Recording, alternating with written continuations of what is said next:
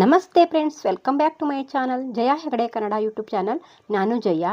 ಇವತ್ತು ನಮ್ಮ ದಾಸವಾಳ ಮತ್ತು ಗುಲಾಬಿ ಗಿಡಗಳು ದೊಡ್ಡ ದೊಡ್ಡ ಸೈಜಲ್ಲಿ ಹೂ ಬಿಡಲಿಕ್ಕೆ ಮತ್ತು ಚೆನ್ನಾಗಿ ಹೂ ಬಿಡಲಿಕ್ಕೆ ಮತ್ತು ಚೆನ್ನಾಗಿ ಕಲರ್ ಬರಲಿಕ್ಕೆ ಒಂದು ಫರ್ಟಿಲೈಸರನ್ನು ಹೇಳ್ತೀನಿ. ಇದು ಫರ್ಟಿಲೈಸರು ಹೌದು ಮತ್ತು ಪೆಸ್ಟಿಸೈಡು ಹೌದು. ಇದು ನಮ್ಮ ಗಿಡದ ಸರ್ವತೋಮುಖ ಬೆಳವಣಿಗೆಗೆ ಇದು ಹೆಲ್ಪ್ ಆಗುತ್ತೆ. ಹಾಗಾಗಿ ಈ ವಿಡಿಯೋನ ಪೂರ್ತಿಯಾಗಿ ನೋಡಿ, ಎಲ್ಲೂ ಸ್ಕಿಪ್ ಮಾಡಬೇಡಿ. ನಾನು ಏನೇನು ಪದಾರ್ಥವನ್ನು ತೊಗೊಂಡಿದ್ದೀನಿ ಅಂತ ನೋಡಿ. ನಮಗೆ ಸಿಗುವಂಥ ಪದಾರ್ಥದಿಂದನೇ ನಾನು ಇದನ್ನು ಮಾಡಿದ್ದೀನಿ. ನೀವು ಇನ್ನೂ ನನ್ನ ಚಾನಲ್ನ ಸಬ್ಸ್ಕ್ರೈಬ್ ಮಾಡ್ತಿದ್ರೆ ಸಬ್ಸ್ಕ್ರೈಬ್ ಮಾಡಿ, ಹಾಗೆ ಲೈಕ್ ಮಾಡಿ ಫ್ರೆಂಡ್ಸ್. ತುಂಬ ಜನ ಸಬ್ಸ್ಕ್ರೈಬ್ ಮಾಡದೆ ವಿಡಿಯೋನ ನೋಡ್ತಾ ಇದ್ದೀರಾ, ಪ್ಲೀಸ್ ಸಬ್ಸ್ಕ್ರೈಬ್ ಮಾಡಿ. ಮತ್ತು ನನ್ನ ಇನ್ನೊಂದು ಚಾನಲ್ JH ಕನ್ನಡ ಸ್ಟೋರೀಸ್ ಅಂತ, ಆ ಚಾನಲ್ನು ಸಬ್ಸ್ಕ್ರೈಬ್ ಮಾಡಿ.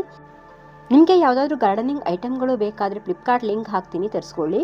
ಬನ್ನಿ ಫ್ರೆಂಡ್ಸ್, ಇವತ್ತು ನಾನು ಯಾವ ರೀತಿ ಫರ್ಟಿಲೈಸರನ್ನು ಮಾಡ್ತೀನಿ ಅಂತ ಹೇಳ್ತೀನಿ. ಇದು ತುಂಬಾ ಒಳ್ಳೆಯ ಫರ್ಟಿಲೈಸರ್ ಮತ್ತು ಪೆಸ್ಟಿಸೈಡ್ ಕೂಡ ಹೌದು. ಇದನ್ನೆಲ್ಲ ಹಾಕೋದ್ರಿಂದ ನಮ್ಮ ಗಿಡಗಳಿಗೆ ಎಲ್ಲ ರೀತಿಯ ರೋಗವನ್ನು ತಡೆಯುತ್ತೆ ಮತ್ತು ಒಳ್ಳೆಯ ಗ್ರೋತನ್ನು ಕೊಡುತ್ತೆ ನಮ್ಮ ಗಿಡಕ್ಕೆ. ಹಾಗಾಗಿ ಇವೆಲ್ಲವನ್ನು ಹಾಕಿ ನಾವು ಇವತ್ತೊಂದು ಫರ್ಟಿಲೈಸರನ್ನು ಮಾಡೋಣ. ಇದು ನಮ್ಮ ಗಿಡಗಳಿಗೆ ರೋಗ ನಿರೋಧಕ ಶಕ್ತಿನ ಹೆಚ್ಚು ಮಾಡುತ್ತೆ. ಅಂದರೆ ಮಣ್ಣಲ್ಲಿ ಮೈಕ್ರೋಬ್ಸ್ಗಳು ಹೆಚ್ಚಾಗಲಿಕ್ಕೆ ಇದು ಹೆಲ್ಪ್ ಮಾಡುತ್ತೆ. ಇವೆಲ್ಲವು ಇದು ನೋಡಿ, ಕರಿಬೇವಿನ ಸೊಪ್ಪು. ಕಹಿಬೇವಿನ ಸೊಪ್ಪಿಲ್ಲ ಅಲ್ಲ, ಇದು ಕರಿಬೇವಿನ ಸೊಪ್ಪು. ನಾವು ಅಡುಗೆಗೆ ಬಳಸ್ತೀವಲ್ಲ, ಅದೇ ಸೊಪ್ಪು. ಇದರಲ್ಲಿ ಕಬ್ಬಿಣಾಂಶ ಹೆಚ್ಚಿರೋದ್ರಿಂದ ನಮ್ಮ ಗಿಡಗಳು, ದಾಸವಾಳ ಗಿಡದಲ್ಲಿ ಮೊಗ್ಗುದ್ರೋದನ್ನು ತಪ್ಪಿಸುತ್ತೆ. ಮತ್ತು ಅದು ಕ್ಯಾಲ್ಸಿಯಂ, ನೈಟ್ರೋಜನ್ ಎಲ್ಲ ಇದರಲ್ಲಿ ಹೆಚ್ಚಾಗಿರುತ್ತೆ. ಹಾಗಾಗಿ ಇದನ್ನು ಹಾಕೋದ್ರಿಂದ ನಮ್ಮ ಗಿಡಗಳಲ್ಲಿ ಗ್ರೋತ್ ಹೆಚ್ಚಾಗತ್ತೆ, ಹೊಸ ಚಿಗುರು ಬರುತ್ತೆ. ಹಾಗೆ ನೋಡಿ, ಇದು ಪೇರ್ಲೆ ಸೊಪ್ಪು, ಅಂದರೆ ಸೀಬೆ ಸೊಪ್ಪು ಅಂತೀವಲ್ಲ ಅದು. ನೋಡಿ, ಇದರಲ್ಲಿ ಒಂದು ರೀತಿ ತೊಗರಂಶ ಎಲ್ಲ ಇರುತ್ತೆ ಮತ್ತು ಇದರಲ್ಲಿ ಕ್ಯಾಲ್ಸಿಯಂ ಹೆಚ್ಚಾಗಿರುತ್ತೆ. ನೋಡಿ, ಇದನ್ನು ಒಂದು ಹಿಡಿ ಆಗುವಷ್ಟು ತಗೊಂಡಿದ್ದೀನಿ. ಇದು ಸೀಬೆ ಸೊಪ್ಪಾಗಿರೋದ್ರಿಂದ ಇದರಲ್ಲಿ ಪೋಷಕಾಂಶಗಳು ಹೆಚ್ಚಾಗಿರುತ್ತೆ, ವಿಟಮಿನ್ಸ್ಗಳು ತುಂಬಾ ಇರುತ್ತೆ. ಹಾಗಾಗಿ ಇದನ್ನು ಹಾಕೋದ್ರಿಂದ ನಮ್ಮ ಗಿಡದಲ್ಲಿ ರೋಗ ನಿರೋಧಕ ಶಕ್ತಿ ಹೆಚ್ಚಾಗತ್ತೆ ಮತ್ತು ಹೊಸ ಚಿಗುರು ಬರುತ್ತೆ ಮತ್ತು ಫೋಟೋಸಿಂಥಸಿಸ್ ಕ್ರಿಯೆ ಹೆಚ್ಚಾಗತ್ತೆ. ಮೆಗ್ನೀಷಿಯಂ ಕೂಡ ಇರೋದ್ರಿಂದ ಫೋಟೋಸಿಂಥಸಿಸ್ ಕ್ರಿಯೆ ಹೆಚ್ಚಾಗತ್ತೆ ಅದರೊಳಗೆ. ಹಾಗೆ ಇದರೊಳಗೆ ಇದು ಏನು ಅಂತ ನೋಡಿದ್ರೆ, ಇದು ಬೆಳ್ಳುಳ್ಳಿ. ಇದನ್ನು ಹಾಕೋದ್ರಿಂದ ನಮ್ಮ ಗಿಡದಲ್ಲಿ ಅಂದರೆ ಫಂಗಸ್ ಎಲ್ಲ ಕಡಿಮೆ ಆಗುತ್ತೆ, ಬೇರಿಗೆ ಕೂಡ ಫಂಗಸ್ ಬರೋದು ಕಡಿಮೆ ಆಗುತ್ತೆ. ಹಾಗೆ ಇದು ಒಳ್ಳೆಯ ಫರ್ಟಿಲೈಸರ್ ಕೂಡ ಹೌದು. ಹಾಗಾಗಿ ಇದನ್ನು ಕೂಡ ನಾನು ಸ್ವಲ್ಪ ತಗೊಂಡಿದ್ದೀನಿ. ಇವೆಲ್ಲವನ್ನು ಹಾಕೋದ್ರಿಂದ ನಮ್ಮ ಗಿಡದ ಸರ್ವತೋಮುಖ ಬೆಳವಣಿಗೆ ಸಾಧ್ಯ ಆಗತ್ತೆ. ಇದು ನೋಡಿ, ಆರ್ಗ್ಯಾನಿಕ್ ಅರಿಶಿನ ನೋಡಿ ಎಷ್ಟು ಚೆನ್ನಾಗಿದೆ ಅಂತ. ಇದನ್ನು ಹಾಕೋದ್ರಿಂದ ನಮ್ಮ ಗಿಡಗಳ ಬೇರು ಸ್ಟ್ರೆಂತ್ ಆಗತ್ತೆ ಮತ್ತು ಬೇರಿಗೆ ಯಾವುದೇ ರೀತಿ ರೋಗ ಬರಲ್ಲ. ಹಾಗಾಗಿ ಈ ಅರಿಶಿನ ಕೊಂಬನ್ನು ಕೂಡ ತಗೊಂಡಿದ್ದೀನಿ. ಇದು ನೋಡಿ, ನಾವು ಇದನ್ನೇ ಸಸಿ ಮಾಡ್ಕೋಬೋದು. ನಾವು ಮನೆಯಲ್ಲೇ ಅರಿಶಿನ ತುಂಬ ಈಸಿಯಾಗಿ ಬೆಳ್ಕೋಬೋದು. ಪಾಟಲ್ಲಿ ಕೂಡ, ಗ್ರೋ ಬ್ಯಾಗಲ್ಲಿ ಎಲ್ಲ ಬೆಳ್ಕೋಬೋದು. ಇದು ಮೊಳಕೆ ಬಂದಿದೆಯಲ್ಲ, ಇದನ್ನು ಹಾಕಿದರೆ ಚೆನ್ನಾಗಿ ಬರುತ್ತೆ ಸಸಿ. ಇದನ್ನು ನಾನು ಒಂದು 2 ಇಂಚ್ ಆಗುವಷ್ಟು ತಗೊಂಡಿದ್ದೀನಿ. ಹಾಗೆ ಬಾಳೆಹಣ್ಣು ಸಿಪ್ಪೆನೂ ಸ್ವಲ್ಪ ತಗೊಂಡಿದ್ದೀನಿ. ಹಾಗೆ ನಾವು ಇದನ್ನೆಲ್ಲ ರುಬ್ಬಿ ಹಾಕೋದ್ರಿಂದ ಇದರೊಳಗೆ ಇರೋವಂಥ ಪೋಷಕಾಂಶ ಎಲ್ಲ ಚೆನ್ನಾಗಿ ಬಿಟ್ಕೊಳ್ಳುತ್ತೆ ಅಂತ. ಹಾಗೆ ನಾನು ಇದನ್ನೆಲ್ಲ ಮಿಕ್ಸಿ ಜಾರ್ಗೆ ಹಾಕಿ ಚೆನ್ನಾಗಿ ರುಬ್ಕೊಳ್ತೀನಿ. ಇದನ್ನು ನಾವು ಡೈರೆಕ್ಟಾಗಿ ಹಾಕ್ಬೋದು, ಅಂದರೆ ನಾವು ಇದನ್ನು 2 ದಿವಸ 3 ದಿವಸ ಇಡೋ ಅವಶ್ಯಕತೆ ಇಲ್ಲ. ಇದನ್ನು ಹಾಗೆ ಹಾಕ್ಬೋದು, ಕ್ವಿಕ್ಕಾಗಿ ಅದೇ ದಿನ ಮಾಡಿ ಅದೇ ದಿನ ಈ ಫರ್ಟಿಲೈಸರನ್ನು ನಾವು ಹಾಕ್ಬೋದು. ನಾವು ಈ ರೀತಿ ರುಬ್ಬು ಹಾಕೋದ್ರಿಂದ ಅದರಲ್ಲಿರೋವಂಥ ಪೋಷಕಾಂಶಗಳೆಲ್ಲ ಆ ನೀರಲ್ಲಿ ಬಿಟ್ಟುಕೊಳ್ಳುತ್ತೆ. ಹಾಗಾಗಿ ಅದೇ ದಿನ ಹಾಕಿದರೂ ಪರವಾಗಿಲ್ಲ. ನಾವು ಯಾವುದೇ ಫರ್ಟಿಲೈಸರ್ನಾದರೂ ಬೆಳಗ್ಗಿನ ಹೊತ್ತು ಹಾಕಬೇಕು, ಇಲ್ಲ ಸಂಜೆ ಹೊತ್ತು ಹಾಕಬೇಕು. ಅಂದರೆ ಬಿಸಿಲು ಟೈಮಲ್ಲಿ ನಾವು ಯಾವುದೇ ಫರ್ಟಿಲೈಸರನ್ನು ಹಾಕಬಾರ್ದು. ನೋಡಿ, ಇವನ್ನೆಲ್ಲ ನಾನು ಮಿಕ್ಸಿ ಜಾರ್ಗೆ ಹಾಕಿ ಚೆನ್ನಾಗಿ, ಸ್ವಲ್ಪ ಬೇಕಾದರೆ ನೀರನ್ನು ಹಾಕ್ಕೊಳ್ಳಿ. ಇದು ತುಂಬ ಏನು ನುಣ್ಣಗಾಗಲ್ಲ, ಈ ಜಿಗಿಟೆಲ್ಲ ಇರುತ್ತಲ್ಲ, ಹಾಗಾಗಿ ನಾನು ಇದ್ರ ಸಮೇತವಾಗಿ ಹಾಕ್ತೀನಿ. ಸೊಪ್ಪನ್ನು ಹಾಕ್ತೀನಿ ಮತ್ತು ಈ ದಂಟನ್ನು ಹಾಕ್ತೀನಿ. ಇದನ್ನೆಲ್ಲ ಹಾಕಿ ನಾನು ರುಬ್ಕೊಬರ್ತೀನಿ. ಮತ್ತು ಇದನ್ನೇ ನಾವು ಯಾವ ಗಿಡಗಳಿಗೆ ಎಷ್ಟೆಷ್ಟು ಹಾಕಬೇಕು ಅಂತ ಮುಂದೆ ಹೇಳ್ತೀನಿ. ಹಾಗಾಗಿ ಈ ವಿಡಿಯೋನ ಪೂರ್ತಿಯಾಗಿ ನೋಡಿ. ಬಾಳೆಹಣ್ಣು ಸಿಪ್ಪೆ ಇದು ತುಂಬಾ ಒಳ್ಳೆಯ ಪೊಟ್ಯಾಷಿಯಮ್ ರಿಚ್. ನಮಗೆ ಮೊಗ್ಗು ಹೆಚ್ಚು ಬಿಡಲಿಕ್ಕೆ ಇದು ಪೊಟ್ಯಾಷಿಯಮ್ ನಮ್ಮ ಗಿಡಗಳಿಗೆ ಬೇಕಾಗತ್ತೆ.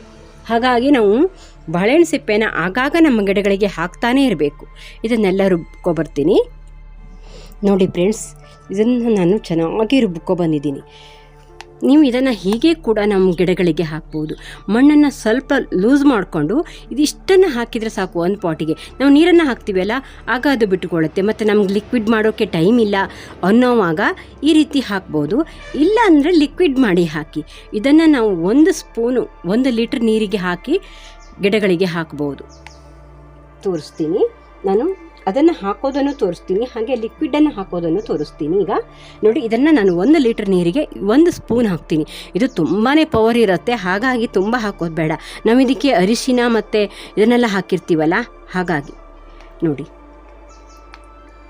1 ಲೀಟ್ರ್ ನೀರಿಗೆ ಇಷ್ಟು ಹಾಕಿದರೆ ಸಾಕಾಗತ್ತೆ. ಒಳ್ಳೆ ಸ್ಮೆಲ್ಲು ಕೂಡ ಬರುತ್ತೆ ಇದು. ಹಾಗೆ ನಾವು ಇದನ್ನು ಸ್ಪ್ರೇ ಕೂಡ ಮಾಡಬೇಕು ಗಿಡಗಳಿಗೆ. ಅದು ನಾವು ಸ್ಪ್ರೇ ಮಾಡೋದ್ರಿಂದ ಗಿಡಗಳಲ್ಲಿ ಸ್ಟ್ರೆಸ್ ಕಡಿಮೆ ಆಗುತ್ತೆ, ಮತ್ತು ಅದಕ್ಕೆ ಯಾವುದಾದ್ರೂ ರೋಗಗಳಿದ್ದರೆ ಮತ್ತು ಕೀಟಗಳಿದ್ದರೆ ಕಡಿಮೆ ಆಗುತ್ತೆ.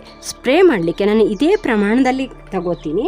ಮತ್ತು ನಾನು ನೋಡಿ ಇದನ್ನು ಸೋಸ್ಕೊಂಡು ಸ್ಪ್ರೇ ಮಾಡ್ತೀನಿ. ಇದು ಸ್ಪ್ರೇ ಮಾಡೋದ್ರಿಂದ ನಮ್ಮ ಗಿಡಗಳು ಸಣ್ಣ ಸಣ್ಣ ಕ್ರಿಮಿಗಳೆಲ್ಲ ಇರುತ್ತಲ್ಲ, ಈ ಮೊಗ್ಗಲೆಲ್ಲ ಸಣ್ಣ ಸಣ್ಣ ಕ್ರಿಮಿಗಳೆಲ್ಲ ಇರುತ್ತೆ, ಅದೆಲ್ಲ ಹೋಗುತ್ತೆ ಇದು. ಹಾಗಾಗಿ ನಾವು ಸ್ಪ್ರೇ ಕೂಡ ಮಾಡಬೇಕು ಇದನ್ನು. ನೋಡಿ, ಈ ಮೊಗ್ಗಲ್ಲೆಲ್ಲ ಸಣ್ಣ ಸಣ್ಣ ಕೀಟಗಳಿರುತ್ತಲ್ಲ, ಹಾಗಾಗಿ ಆ ಮೊಗ್ಗು ಉದುರಬಾರ್ದು, ಚೆನ್ನಾಗಿ ಹೂವು ಅರಳಬೇಕು ಅಂದರೆ ನಾವು ಈ ಪೆಸ್ಟಿಸೈಡನ್ನು ಸ್ಪ್ರೇ ಮಾಡಬೇಕು. ಇದು ಪೆಸ್ಟಿಸೈಡು ಹೌದು ಮತ್ತು ಫರ್ಟಿಲೈಸರು ಹೌದು.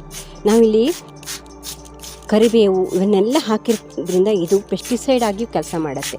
ನೋಡಿ, ನಾನು ದಾಸವಾಳ ಗಿಡಕ್ಕೆ ಹಾಕ್ತೀನಿ. ಇಲ್ಲೆಲ್ಲ ಮೊಗ್ಗು ಎಲ್ಲ ತಿಂತಾ ಇತ್ತು. ಆಮೇಲೆ ನಾನು ಫರ್ಟಿಲೈಸರು ಮತ್ತು ಇದನ್ನೆಲ್ಲ ಹಾಕಿದ ಮೇಲೆ ಎಷ್ಟು ಚೆನ್ನಾಗಿ ಚಿಗುರು ಬರ್ತಾ ಇದೆ. ಇದು ನೋಡಿ, ನಾನು ಕಟಿಂಗಿಂದ ಬೆಳೆಸಿರೋದು. ತುಂಬ ಚಿಕ್ಕದಾಗಿತ್ತು, ಈಗ ನೋಡಿ ಎಷ್ಟು ಚೆನ್ನಾಗಿ ಬಂದಿದೆ ಅಂತ. ಈ ಮೊಗ್ಗೆಲ್ಲ ಚೆನ್ನಾಗಿ ಅರಳಬೇಕು, ಅದು ಉದುರಬಾರ್ದು ಅಂದರೆ ನಾವು ಅದಕ್ಕೆ ಪೆಸ್ಟಿಸೈಡನ್ನು ಸ್ಪ್ರೇ ಮಾಡ್ತಾನೇ ಇರಬೇಕಾಗತ್ತೆ ಗಿಡಗಳಿಗೆ. ದಾಸವಾಳ ಗಿಡ ಅಂತೂ ತುಂಬಾ ಕೀಟಗಳು ಬರುತ್ತೆ. ಹಾಗೆ 1 ಲೀಟ್ರ್ ನೀರಿಗೆ 1 ಸ್ಪೂನ್ ಹಾಕಿ 1.5 ಸ್ಪೂನ್ ಹಾಕ್ಬೋದು. ಇದಕ್ಕೆ ನಾವು ಮಣ್ಣಿಗೆ ಹಾಕುವಾಗ ಸ್ವಲ್ಪ ಜಾಸ್ತಿ ಆದರೂ ಪರವಾಗಿಲ್ಲ, ಆದರೆ ನಾವು ಸ್ಪ್ರೇ ಮಾಡುವಾಗ ಸ್ವಲ್ಪ ಕಡಿಮೆ ಪ್ರಮಾಣದಲ್ಲೇ ಸ್ಪ್ರೇ ಮಾಡಬೇಕು. ಇದನ್ನು ನಾನು ಗಿಡದ ಸೈಜ್ ನೋಡಿಕೊಂಡು ನಾವು ಯಾವುದೇ ಗಿಡಕ್ಕಾದರೂ ನಾವು ಈ ಫರ್ಟಿಲೈಸರನ್ನು ಕೊಡಬೇಕಾಗತ್ತೆ. ನೋಡಿ, ನಾನಿಲ್ಲಿ ಸ್ವಲ್ಪ ದೊಡ್ಡ ಗ್ರೋ ಬ್ಯಾಗಲ್ಲಿ ನೆಟ್ಕೊಂಡಿದ್ದೀನಲ್ಲ, ಹಾಗಾಗಿ ಇದು 1 ಗ್ಲಾಸಷ್ಟು ನಾವು ಮಣ್ಣಿಗೆ ಹಾಕ್ತೀನಿ. ಮಣ್ಣನ್ನು ಲೂಸ್ ಮಾಡಿಕೊಂಡು ಹಾಕೋದು ಒಳ್ಳೆಯದು. ನಾನು ಹಿಂದಿನ ವಾರ ಒಂದು ಫರ್ಟಿಲೈಸರನ್ನು ಹಾಕಿದ್ನಲ್ಲ, ಆಗ ಈ ಮಣ್ಣನ್ನೆಲ್ಲ ಲೂಸ್ ಮಾಡಿದ್ದೆ.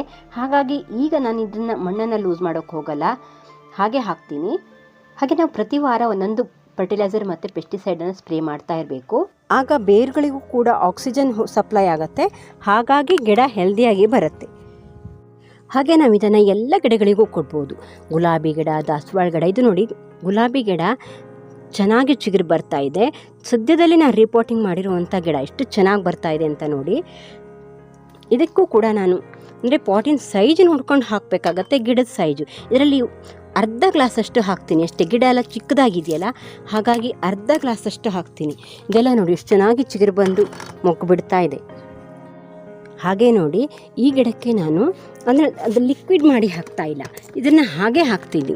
ಯಾಕಂದರೆ ನಮಗೆ ಲಿಕ್ವಿಡ್ ಮಾಡೋಕ್ಕೆ ಟೈಮ್ ಇಲ್ಲ ಅನ್ನೋವಾಗ ನೋಡಿ ಎಷ್ಟು ಚೆನ್ನಾಗಿ ಬೇರುಗಳು ಮೇಲೆ ಬಂದಿದೆ ಅಂತ. ಈ ರೀತಿ ಮೇಲೆ ಬರುತ್ತೆ. ತುಂಬ ನಾವು ಗಿಡನ ಬೇರನ್ನ ಬುಡದಲ್ಲ ಎಲ್ಲ ಲೂಸ್ ಮಾಡೋಕ್ಕೆ ಹೋಗಬಾರ್ದು. ಈ ಸೈಡಲ್ಲಿ ಲೂಸ್ ಮಾಡಿದರೆ ಸಾಕಾಗತ್ತೆ. ಈ ರೀತಿ ಮಣ್ಣನ್ನು ಸ್ವಲ್ಪ ತೆಕ್ಕೊಂಡು ನಾನು ಇದನ್ನು 1 ಸ್ಪೂನ್ ಆಗುವಷ್ಟು ಹಾಕ್ತೀನಿ. ಈ ರೀತಿ ಹಾಕಿದವಾಗ ನಾವು ಮೇಲಿನ ಮೇಲೆ ನೀರನ್ನು ಹಾಕ್ತೀವಲ್ಲ, ಆಗ ಅದು ಅಲ್ಲಿ ಸ್ಪ್ರೆಡ್ ಆಗುತ್ತೆ, ಗಿಡಗಳು ಅಬ್ಸರ್ವ್ ಮಾಡ್ಕೊಳ್ಳುತ್ತೆ. ಹಾಗಾಗಿ ಈ ರೀತಿ ಕೂಡ ನಾವು ಹಾಕ್ಬೋದು. ನೋಡಿ, ನಾನು ಸೇವಂತಿಗೆಗಳು ಚಿಕ್ಕದಾಗಿದೆ. ಈ ಗ್ಲಾಸಲ್ಲಿ ನೋಡಿ ಇಷ್ಟು ಹಾಕ್ತೀನಿ, ಸಾಕಾಗತ್ತೆ, ತುಂಬ ಹಾಕೋದು ಬೇಡ. ಮತ್ತು ಇದಕ್ಕೆ ಸ್ಪ್ರೇ ಕೂಡ ಮಾಡ್ತೀನಿ, ಯಾಕಂದರೆ ಇದಕ್ಕೆ ಸೇವಂತಿಗೆ ಗಿಡಕ್ಕೆ ಕೀಟಗಳು ಬರೋದು ಜಾಸ್ತಿ. ಹಾಗಾಗಿ ಸೇವಂತಿಗೆ ಮತ್ತು ಗುಲಾಬಿ, ದಾಸವಾಳ ಇವೆಲ್ಲವಕ್ಕೂ ನಾವು ಸ್ಪ್ರೇ ಕೂಡ ಮಾಡಬೇಕು, ಮಣ್ಣಿಗೂ ಕೂಡ ಹಾಕಬೇಕು. ಹಾಗಂದರೆ ಗಿಡ ತುಂಬ ಚೆನ್ನಾಗಿ ಬರುತ್ತೆ. ನಾನು ಇದನ್ನು ನೀಸೋಣೆ ಗಿಡಕ್ಕೆ ಹಾಕೋಲ್ಲ, ಯಾಕಂದರೆ ಇದು ಸ್ವಲ್ಪ ಕಟುವಾಗಿರುತ್ತೆ. ಅಂದರೆ ನಾವಿಲ್ಲಿ ಬೆಳ್ಳುಳ್ಳಿ ಎಲ್ಲ ಹಾಕಿರ್ತೀವಲ್ಲ, ಹಾಗಾಗಿ ಅದಕ್ಕೆ ಹಾಕಲ್ಲ. ನೋಡಿ, ನಾನು ಇದನ್ನು ಬದನೆ ಗಿಡಕ್ಕೂ ಹಾಕ್ತೀನಿ. ಇದು ದೊಡ್ಡ ಗ್ರೋ ಬ್ಯಾಗಲ್ಲಿ ಇದೆಯಲ್ಲ, ಹಾಗಾಗಿ ಇದರಲ್ಲಿ 1 ಗ್ಲಾಸನ್ನು ಹಾಕ್ತೀನಿ. ಈ ಬದನೆ ಗಿಡ ಎಷ್ಟು ಚೆನ್ನಾಗಿ ಬರ್ತಾ ಇದೆ ಅಂತ ನೋಡಿ. ಮತ್ತು ನಾವು ಚಿಕ್ಕ ಚಿಕ್ಕ ಸಸಿಗೂ ಕೂಡ ರಿಪೋರ್ಟಿಂಗ್ ಮಾಡಿರೋವಂಥ ಸಸಿಗೆ ಹಾಕ್ಬೋದು. ಅದಿಲ್ಲ ಅಂದರೆ ನೀವು ಬೀಜ ಹಾಕಿರೋವಂಥ ಜಸ್ಟ್ ಸಣ್ಣ ಸಸಿಗೆ ಇದನ್ನು ಹಾಕೋದು ಬೇಡ. ಫ್ರೆಂಡ್ಸ್, ಈ ಫರ್ಟಿಲೈಸರನ್ನು ಮಾಡಿ ನೋಡಿ ಹೇಗೆ ಬಂತು ಅಂತ ಕಾಮೆಂಟ್ ಮಾಡಿ. ಈ ವಿಡಿಯೋನ ಪೂರ್ತಿಯಾಗಿ ನೋಡಿದ್ದಕ್ಕೆ ಧನ್ಯವಾದ ಫ್ರೆಂಡ್ಸ್. ಇನ್ನೇನಾದರೂ ಮರೆತರೆ ಮುಂದಿನ ವಿಡಿಯೋದಲ್ಲಿ ಹೇಳ್ತೀನಿ. ಮತ್ತು ಇನ್ನೇನಾದರೂ ಡೌಟ್ ಇದ್ದರೆ ಕಾಮೆಂಟ್ ಮಾಡಿ. Thank you for watching. Bye. ಮುಂದಿನ ವಿಡಿಯೋದಲ್ಲಿ ಸಿಗ್ತೀನಿ.